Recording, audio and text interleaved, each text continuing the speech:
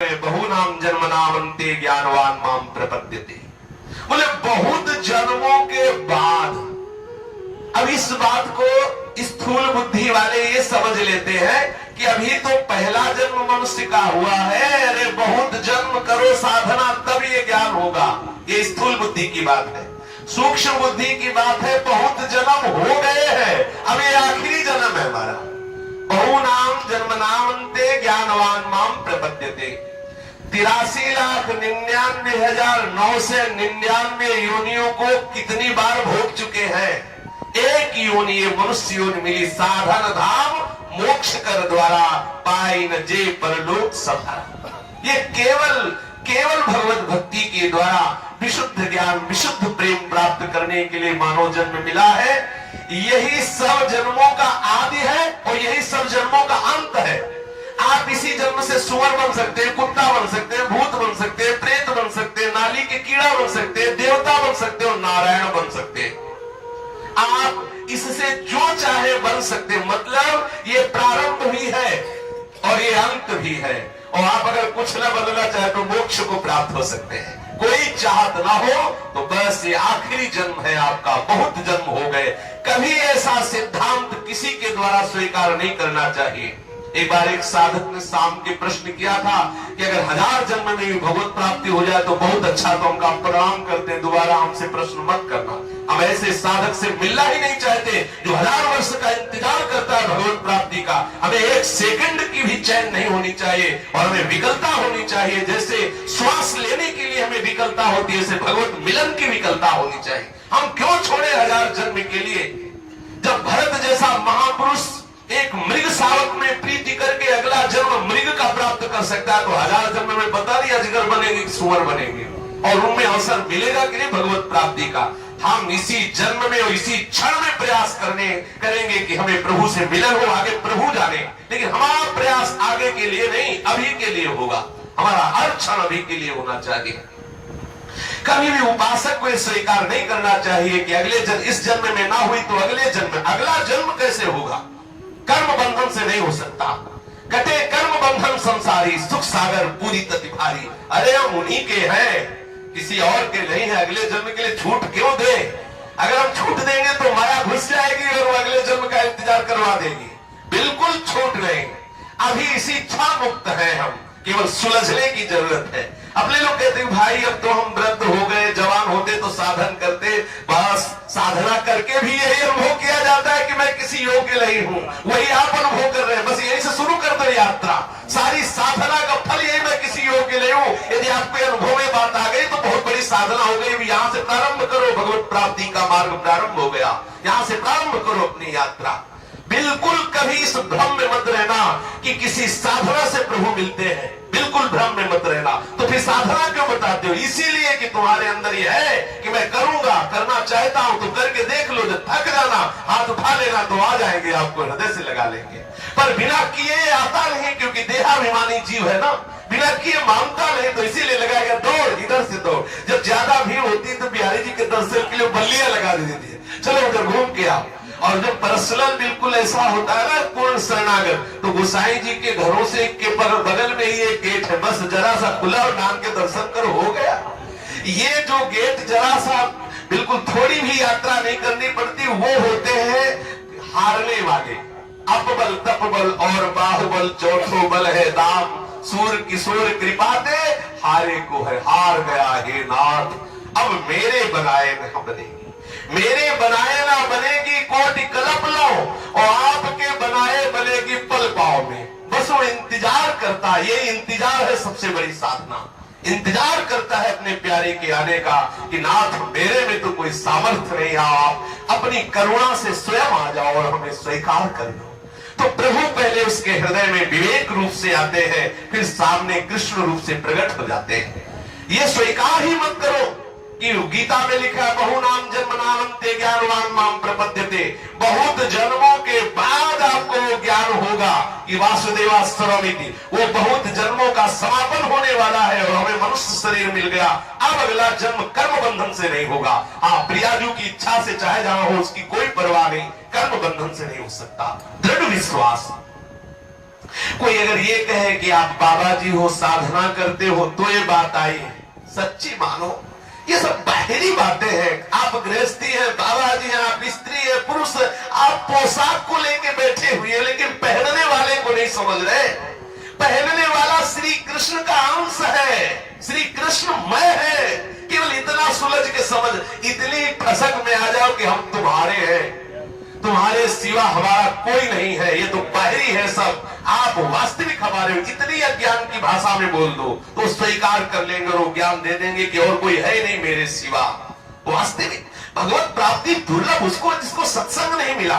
सत्संग मिला तो भगवत प्राप्ति कैसे दुर्लभ है। जो जिसकी सत्ता नहीं है उस संसार की प्राप्ति दुर्लभ है, जिनकी सत्ता है उनकी प्राप्ति कैसे दुर्लभ हो सकती है। दुर्लभ उसी को है जिसे सत्संग नहीं मिला है। सत्संग मिल गया, सदगुरुदेव मिल गए तो भगवत प्राप्ति दुर्लभ है? नहीं नहीं, दुर्लभ है सा महात्मा सुदुर्लभा। भगवत प्राप्ति हो चुकी है। वो महात्मा मिल जाए जो सुलझ गया है, वो महात्मा मिल जाए जो हमें वो रास्ता बता सकता है कि श्री कृष्ण कैसे मिलते हैं, ये दुर्लभ बात है। अगर ये दुर्लभता सुलभ हो गई तो बस सब बात बल गई। दुर्लभो मानुषो देहो देहि नाम क्षण भंगुरा तत्रापि दुर्लभम मन्येत वैकुंठ प्रिय दर्शनम। ये दुर्लभ बात है। श्री हरि की अपार कृपा हो गई, हमें मनुष्य जन्म मिला। अब हमारा ये आखिरी जन्म है, हमें सत्संग मिला और सत्संग के द्वारा हमें अंदर से स्वीकार कर लेना है कि हम श्री कृष्ण के हैं, हम प्रियाजू के हैं, हम लाडली जू के हैं। बस ये स्वीकार करना है। ये स्वीकार करने में जो हमें बाधा पहुंचा रही है वृत्तियां, उन वृत्तियों की तरफ हमें निरीक्षण करना है। ये मनुष्य जन्म संपूर्ण जन्मों का आदि जन्म और अंत जन्म है। आप यहां से जहां चाहे आप यात्रा कर सकते हैं। आप चाहे तो अपने संसार और द्वंद्वों की यात्रा यहीं से पूर्ण कर सकते हैं। जो मनुष्य, ध्यान दीजिए, अंत समय में जिस जिस भाव का स्मरण करते हुए उस शरीर को छोड़कर जाता है, उस भाव को ही प्राप्त हो जाता है। हमें जितना जीवन बचा है अब हमें तैयारी इस बात की कर लेनी है। अभी भगवत प्राप्ति का स्वरूप आपके हृदय में प्रकाशित हो। ये ठसक से जो बोलते हैं ना, किसी तपस्या का बल नहीं है। आप ये मत समझना हम कोई महात्मा नहीं है, हमारे अंदर कोई ऐसे आचरण नहीं है जो दिव्य हो। बिल्कुल वैसे ही है जैसे एक पतित जीव के होते। इतनी पता नहीं कौन सी हवा आ गई कि ठसक भर गई हमारे माई से हमारे ऊपर। ये ठसक जो है बुलवा रही है।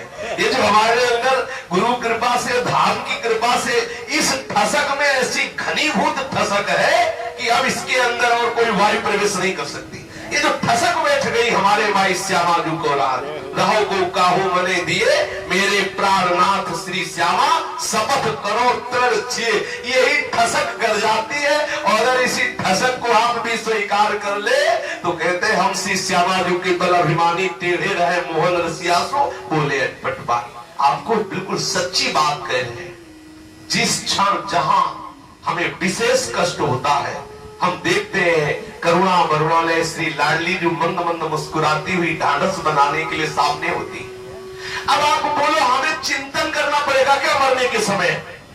हम गरज कर ये बात कह रहे हैं, श्री हरिवंश भरोसे भय निडर नित गर्जत हरिवंश बल। हमें चिंतन करना पड़ेगा क्या अंतिम समय की? प्रियाजू का चिंतन करें। जब देखते हैं कि जरा सा कष्ट हुआ तो मंद मंद मुस्कुराती हुई लाडली जो करुणा बरसाती है, तो क्या ये करना पड़ेगा कि मरने के समय किसी और का चिंतन हो ही नहीं सकता। अगर जीते जी आपने सारे संबंध काट दिए तो मरते समय श्री स्वामी जी की जिम्मेदारी है कि वो आपके हृदय में आके प्रकाशित होंगे। निश्चित आप जीते जी संबंध हटा दीजिए, किसी को अपना न रखिए। एक बात गांठ बांध लीजिए, सब साधनों की 100 बात है। जीते जी किसी का आश्रय मत रखिए। और आप देख लीजिए हमारे प्रिय प्रीतम आते हैं कि नहीं आपके सामने। किसी का अन्य का सहारा न रह जाए, न धन का, न जन का, न तपस्या का, न अपने बल का, केवल एकमात्र स्वामी के बल का। आप देखोगे नेत्रों के सामने से हटेगी नहीं, हटाए नहीं हटेगी। ये जोड़ी हर समय आपके नेत्रों में बसी रहेगी। अगर इसके बसने में अभी कोई बाधा है तो कोई है आपका। ढूंढ लो अपने अंतःकरण में, यदि कोई बल है तो उसे निकाल डालो। कोई बल नहीं, ये सब व्यर्थ का बल है, भ्रम है। एक बल है तो श्री लाडली जो है बल, मेरे बल श्री वृंदावन। 100 साधनाओं की साधना आपको अपने हृदय की बात कह रहा हूं।